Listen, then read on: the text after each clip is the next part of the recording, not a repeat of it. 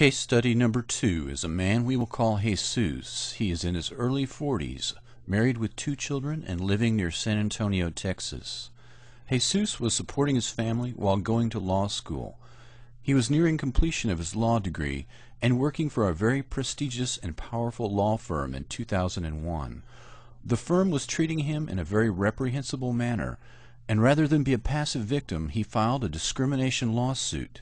Almost immediately he began to experience microwave attacks in his home against himself, his wife, and his 2 children. The nature of the attacks was very vicious, particularly against his eyes and other parts of his anatomy. He documented the attacks with a Gauss meter, a signal strength meter, and other electronic equipment. The children were also viciously attacked in the same manner, crying in their beds when the signal would peak. When Jesus would work on his case or talk to people on the phone, the microwave attacks on his children and himself would commence in earnest in an effort to thwart his activities of fighting back against the firm. His wife became pregnant, and the attacks were also pointedly directed at her and her unborn child. Jesus has extensive documentation of these attacks, pictures with very blatant physical injuries, such as horribly bloodshot eyes. He has documentation of the attacks recorded on his electronic equipment while they are occurring. He has photographs of his infant child with horribly bloodshot eyes due to microwave assault, as well as recordings of his children crying in their beds while they are under the torture of an assault from a non-lethal microwave weapon. This rather pointed torture of his family seems designed to send a very specific message that he should drop his lawsuit in order to spare his family.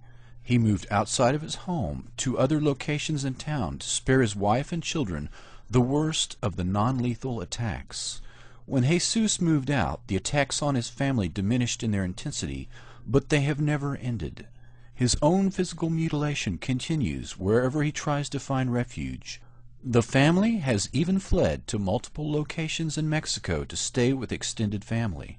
This has resulted, according to Jesus, in previously healthy elderly relatives very rapidly becoming weaker and weaker until they experience increasing morbidity and death. Jesus has appealed to every law enforcement official and elected representative he possibly can. He has gone on TV on the Power Hour to get greater exposure and possibly relief. To date, as far as the author knows, he is still under attack, as is his entire family. His body has become so sensitive to the intense microwave attacks that he is no longer able to stay on the computer or telephone for very long. This case has fewer risk factors than case number 1, Elizabeth, and as such is atypical, but not entirely unusual. It falls under the category of whistleblower, which may comprise as many as 5 to 10% of all cases of targeted individuals. Whistleblowers are often government employees who suspect criminal wrongdoing and try to bring such cases of corporate and government criminality to light, and are subsequently enrolled in the Monarch program.